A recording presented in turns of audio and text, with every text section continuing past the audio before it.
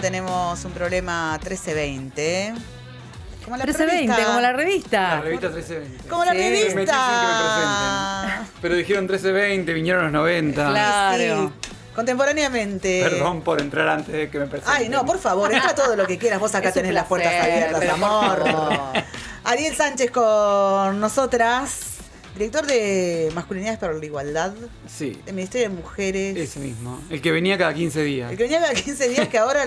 Bueno, pasaron cosas, chicos. ¿Qué va a ser? Te pasé hacer? factura, llegaste y fue tipo... Hace mucho que no te veo. Hace mucho que no te veo, nene. ¿Cómo andas, Ari? Bien, bueno, acá estamos. Pasaron un montón de cosas en este tiempo que no vine. Es más, se me iban ocurriendo un montón de temas, pero bueno, también hubo viajes, hubo trabajo por diferentes municipios de la provincia, entonces fue como difícil también estar acá. Y bueno, y pasan cosas también en la vida personal de uno, así que estamos... Pero aquí estamos. Lo importante es que hayas vuelto. Sí, que volví. El resto... Lo importante es que volviste. Bien. Y hoy estoy con dos temas. Ok. En realidad venía con uno, como siempre, que preparo una columna vinculada a algún tema que estamos trabajando en la provincia y vinculado a masculinidad. Y lo cierto es que este fin de semana, bueno, con el doble femicidio y con toda esta aparición pública, digamos, de el femicida, digo, Pablo Lauta, que ustedes entiendo que estuvieron hablando al comienzo del programa, me parece que aparecen un montón de temas, preguntas y cuestiones que son las que venimos hablando y que están plenamente vinculadas y no podemos dejar de pasar de largo. Me parece que ese tema, sobre todo porque son discusiones que veníamos teniendo en este espacio vinculado a los varones, al feminismo, y sobre todo cuando aparece una figura aquí y su vinculación a una organización política claramente antifeminista,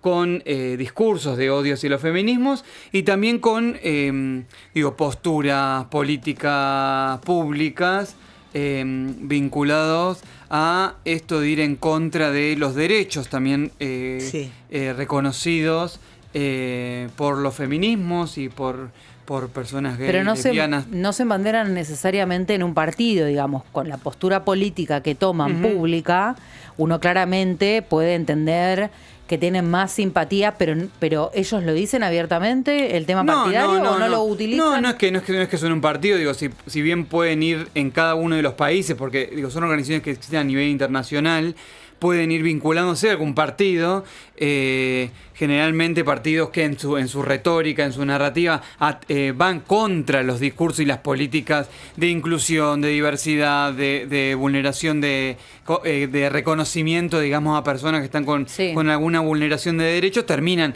ligándose a esos partidos, pero son ideas que circulan en organizaciones que inclusive financian espacios políticos en contra de, o puede ser de la educación sexual integral, o de o discusiones contra las leyes de violencia de género, o inclusive jornadas para pensar, digamos, el SAP, digamos, y un montón de políticas que van en contra de las mujeres y la victimización en algún punto de los varones, que creo que esto es lo que más nos liga a lo que veníamos hablando, ¿no? Y me parece que es interesante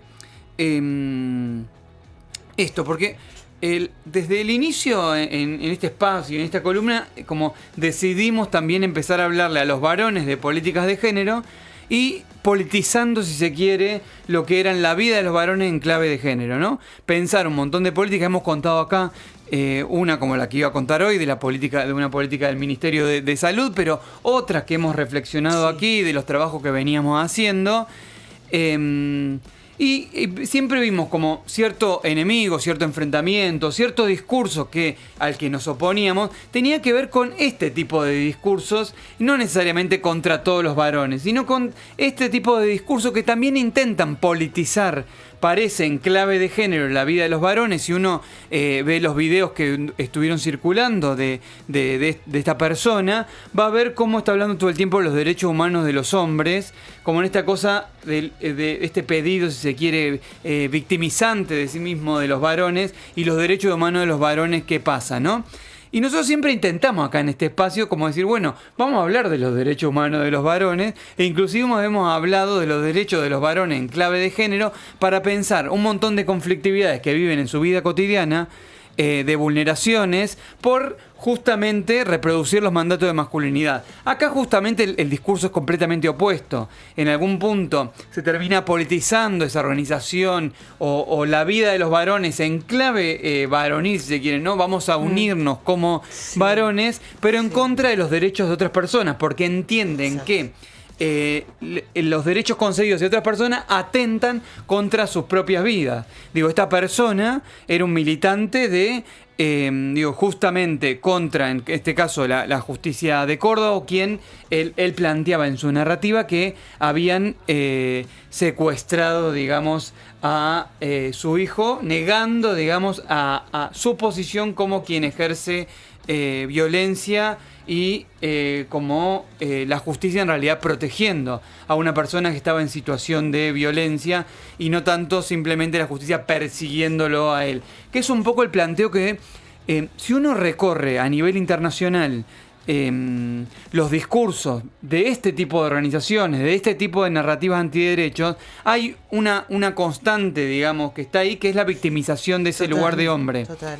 Que es constante, digamos, y la victimización la hacen a partir de esa persecución que la hacen o las mujeres, o los feminismos, o la justicia o el Estado ligado a esto, a este tipo de políticas. Por eso, digo, es muy claro en esa aparición cómo él es uno de los organizadores y quien lleva a Nicolás Márquez y a Agustín Laje a presentar sus libros, el libro negro de la izquierda o la batalla cultural, que son libros que promueven, es como el dispositivo intelectual, totalmente, científico, argumentativo, que hoy existe en la región, porque lo cierto es que se fue masificando a nivel regional, que existe para fundamentar porque hay que ir contra las políticas que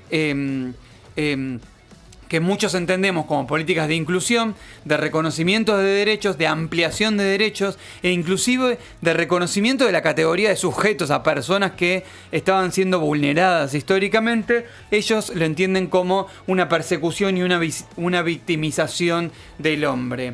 Para mí hay dos cuestiones fundamentales que hay que como empezar a evaluar acá, y creo que vamos a ir desentrañando durante la semana. Está habiendo como mucha discusión pública en redes sociales sobre esto. Primero, hay una cuestión que es, para mí, se evidencia y se politiza algo que quienes venimos pensando estas cuestiones la venimos politizando hace mucho, que es la politización de los femicidios y entender los femicidios en clave política. Digamos, entender a los femicidios y la estructuralidad de los femicidios en clave política, como parte de un entramado, no que necesariamente quien lo lleva a cabo, como en este caso tan explícito, es parte de un entramado político y que inclusive uno podría llegar a empezar a evaluar un poco toda la narrativa que construye, digamos, el secuestro, el femicidio. Digo, que eso me parece que hay que darse tiempo también para entender la espectacularidad de todo ese guión, e inclusive la politicidad del propio acto de esa persona, o en la narración de esa persona, inclusive de qué es lo que está buscando con eso. Eso por un lado. Pero en principio podemos ver la politicidad del femicidio acá y ver el femicidio como en clave de violencia también política por la estructuralidad, ¿no? Y por el entramado que muchas veces sostiene a los femicidios, digamos, que sostienen, que naturalizan el modo en que lo abordamos muchas veces, ¿no? Sí, claro, el modo en que se elige o no escuchar a una persona frente a ciertas situaciones de denuncia, el modo en que se pone en cuestión muchas veces eso, y cómo todos esos discursos todo el tiempo están construyendo esa confusión, digamos, sobre qué es la violencia de género en esta clave, ¿no? Todo el tiempo están poniendo en cuestión o apareciendo con casos, con excepcionalidades que ponen en cuestión, ¿no? son discursos que vienen sosteniendo la idea de falsa denuncia, cuando quienes venimos trabajando en esto, y no solamente quienes venimos trabajando en esto, ¿no? Quien pasamos la vida cotidiana con otras personas, quien conocemos, digamos, a madres, mujeres, hijas, vecinas, amigas, entendemos que eso de la falsa denuncia es como para poner un poco, digo, quien llega a un proceso de una denuncia, todo lo que ocurre para que suceda eso, pero digo, hay toda una narrativa construida a partir de eso, para construir a estos varones víctimas. Muchos varones que se escudan a través de estos discursos para no asumir el propio lugar que han tenido, digamos, como ejecutores de violencias. Pero sobre todo a mí, además de todo esto, de darle politicidad a los femicidios, de empezar a difuminar y a estos argumentos que entorpecen pensar vidas sin violencias, que también pensar vida sin violencia implica pensar esa vida de esos varones también sin violencia. Por supuesto. Digo, pensar una comunidad libre de violencia, lo venimos hablando acá, cada 2 semanas lo venimos hablando, digo, es pensar también vidas más dignas y mejores para esos varones. Para mí está bueno esto, en algún punto, la discusión que pueden llegar a construirse a partir de estas narrativas, que no sea simplemente acusatoria, o ven que teníamos razón, o ven que en todo lo que todos los libertarios son femicidas, digamos, que empezar a separar un poco ese discurso y empezar a ver que esas narrativas que se construyen ahí, muchas veces también obturan que muchos varones se acerquen a otro tipo de políticas de igualdad, políticas de erradicación de las violencias, y les sirva muchas veces más o aloje muchas veces más ese discurso victimizante, ¿no? Ellos le están hablando a esos varones todo el tiempo. Constantemente. No paran de hablarle a esos varones. Yo hoy conversaba con un compañero con el que trabajamos y venimos hablando de esto, y yo le decía que hace muchos años yo tuve una reunión en otro organismo en el que trabajaba hace muchos años con un grupo de padres que... Te juro que estoy pensando en ello desde temprano. Un grupo de padres que lo que decía es que ellos no podían ver a sus hijos porque se había creado la ley de protección de las mujeres, digo, ¿no? Como la que se llama la violencia de género, ¿no? Que claramente no tenía relación. Ellos no podían ver a sus hijos porque tenían medidas perimetrales o tenían medidas porque habían ejercido violencia. Y habían construido una organización a partir de eso. Digo, habían politizado su lugar de varón a partir de ese lugar, digamos, de centralidad, de que las mujeres estaban atentando contra sus propios derechos. Yo tuve una reunión con ellos porque se sentían discriminados, justamente, y habían ido a buscar asesoramiento, digamos, ahí para eso. Y en la misma reunión se pusieron muy violentos y empiezan a evidenciar estos discursos, ¿no? Y a esa reunión habían ido 20 hombres. Y en el medio de esos 20 hombres había un montón de varones que se habían acercado hace muy poquito porque realmente estaban con problemas para ver a sus hijos, para construir, digamos, ciertos consensos, ciertas negociaciones con los juzgados. No habían ejercido violencia, pero bueno, estaban en esas negociaciones con los juzgados y de repente... Ahí se dan cuenta, como que se explicita, digamos, toda la violencia, claro, de esos hombres, y ahí deciden irse en el mismo momento de esa organización a la que acababan de pertenecer. ¿Por qué es eso? Porque muchas veces hemos politizado, digo, o ellos se encuentran, no lo dicen así, no dicen voy a politizar a los varones, pero con el discurso de los derechos humanos de los varones y qué.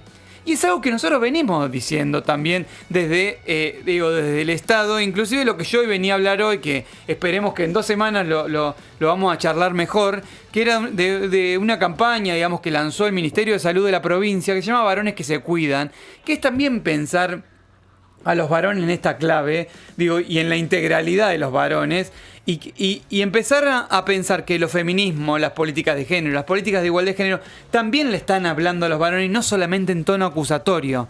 Pero estos discursos construyen esos obstáculos, digo, que hacen que alejen, digamos, muchas veces más a los varones de las posibilidades de cuidarse más, de vivir vidas libres de violencia, y los terminan acercando más a estos espectáculos, digamos, de más muerte, más crueldad, muerte de ellos mismos o matar a otras personas, inclusive en esta narrativa de como casi salvatorio, estoy yendo a salvar a mi hijo que estaba haciendo...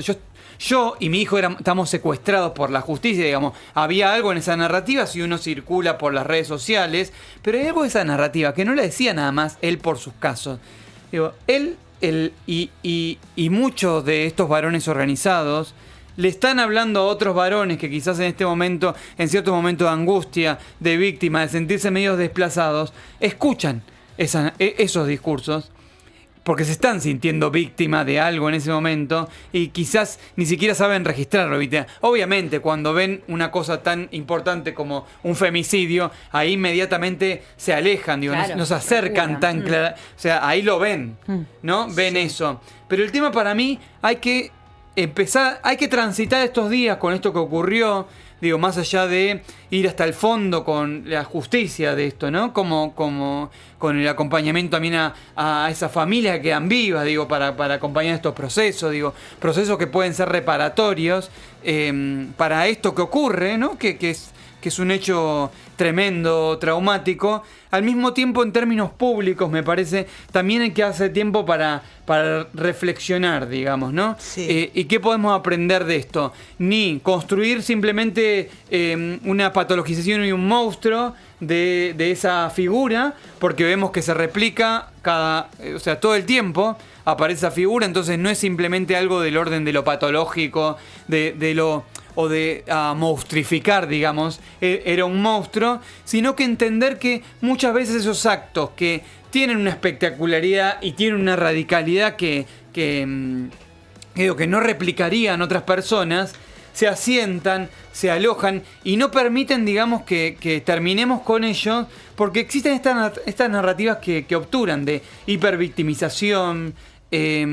Y esto no es nuevo. Los discursos de odio no permiten inclusive que los varones puedan tener otras vidas, digamos. No solamente los discursos de odio atentan contra los derechos que se han conquistado, digamos, por parte de las mujeres, los feminismos, gays, lesbianas, travestis, trans, sino que los discursos de odio también atentan contra la posibilidad de que esos varones tengan otras vidas.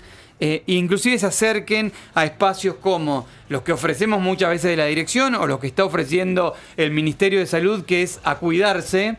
La planificación de una vida. Y que aparte se comprenda que politizar la vida de los varones en clave de género es politizar sus propios cuidados y cuidarse más.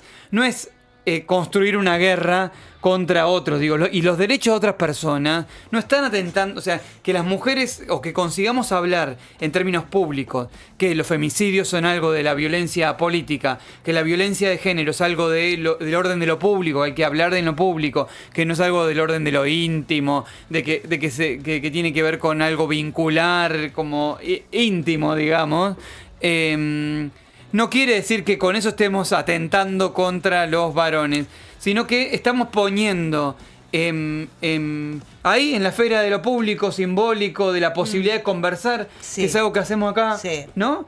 La posibilidad de pensar sus propias vidas y qué nos está obturando para que dialoguemos día a día y para que esto no suceda más. No creo que la mayoría de los varones que inclusive se pueden llegar a ver tentados por esas narrativas, no creo que acompañen este tipo de actos ni comprendan que este tipo de actos, digamos, son parte de una justicia que está haciendo esa persona comprenden a esta persona en su situación. Entonces me parece que es como hablar más de esto es importante, y sobre todo ni patologizar, que es lo que venimos acá haciendo.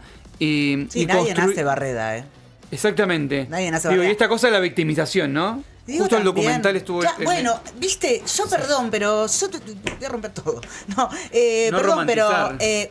uno, no romantizar. Dos, a mí no me parece en serio casual, digamos, el plafón político, público, comunicacional y cultural de los últimos meses. No me parece. No es casual. O sea, cuando agarramos y en redes empezamos a ver una publicidad en donde a una piba, por ser una pesada, le meten una bolsa y la tiran, no es casual. Después, el imbécil de Cordera hablando en cadena nacional, tampoco es casual. Sí, bueno, y la masificación de estos personajes como Nicolás, o sea, que cada vez tengan como más base científica. Entonces, en algún punto, ¿no? Claro. Profesionales que acompañan eso. El síndrome de alienación parental, que se empieza a hablar de eso, digamos. Esta cosa como que las madres pueden... enloquecen a los pibes para que no puedan ver a los digamos, no puedan ver a los padres. Déjenme de joder. me parece que hay que... digo, los varones conversando y los varones politizando sus propias trayectorias de género, es los varones pensando cada vez más cuidado, no más riesgo y más guerra contra otras personas. Y me parece que eso es lo que tenemos que convocar y lo que nos tenemos que convocar en algún punto si los varones queremos discutir. Discutamos femicidio, discutamos violencia de género, pero discutamos también todas esas violencias de género cotidiana o esas violencias atravesadas por el género a que nos sometemos los propios varones. Entre los varones, exponiéndonos todo el tiempo. Que era un poco el tema de hoy, pero que no importa porque es un tema para hablar siempre y que lo vamos a seguir hablando. Pero me parece que la coyuntura acá invitaba a esto y porque se está discutiendo también bastante en redes, ¿no? Es como que aparezca esto, que se vea tan claramente. Parece casi un guión como muy explícito, ¿no? Como de... es uno, o sea, aparecen como... Sí, parece como mostrarte de manera fluorescente cómo se lleva a cabo, digamos, cuál es el entramado del que vos hablabas, de una manera fluo, ¿no? Como para decir cómo... Sobreexplicitada. Sí, cómo funciona. Ayer hablamos con unas compañeras, un mundo sin metáfora, ¿no? Como, claro, totalmente. Literal. Crudo, literal. Literal, pero me parece que todas estas semanas yo le sumaría a todo esto que vos que enumeraban el tema del narcofemicidio también, bueno, ¿no? Es que... cómo viene todo concatenado desde unas semanas donde está puesto el foco claramente, hay algo que está eclosionando.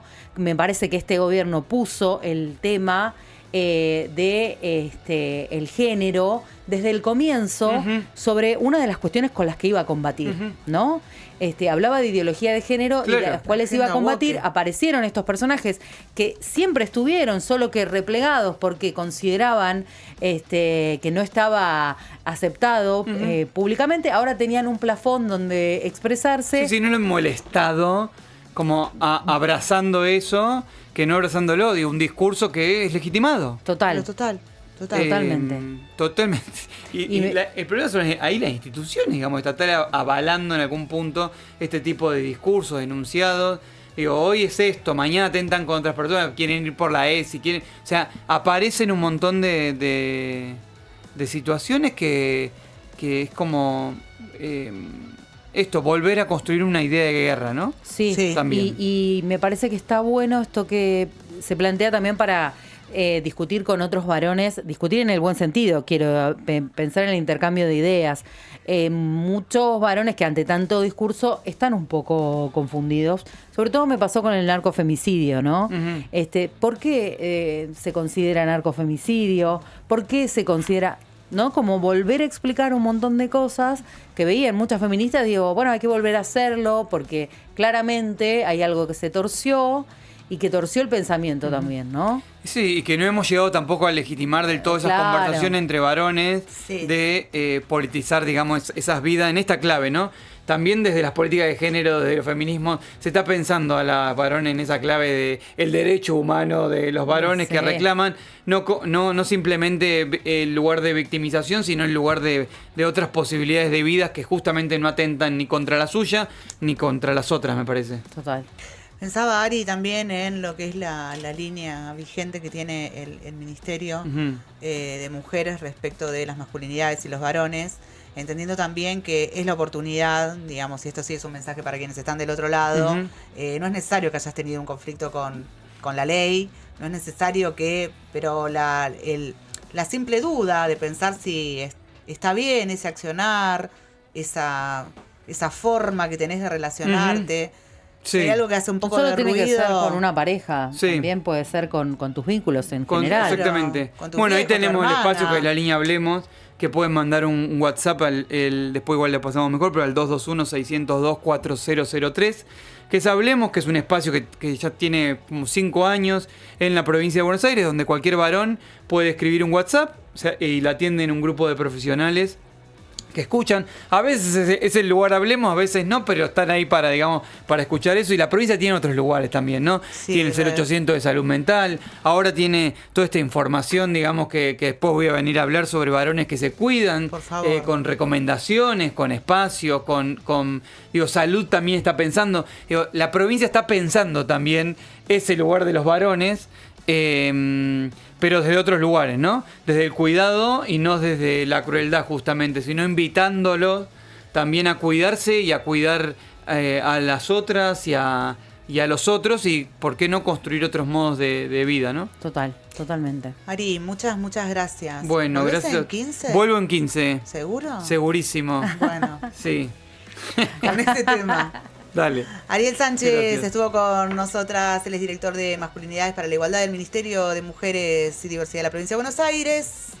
Qué lindo, estuvo linda la charla, me gusta. Porque no me peleo yo con Ariel. No, te veo. Che, momento de ir a la música, si les parece. ¿Cómo no? Sí, por favor. ¿Pero qué la vamos pauta. a escuchar? Ay, Adoradores de Estrellas Muertas, qué linda banda, en este caso haciendo Contagio.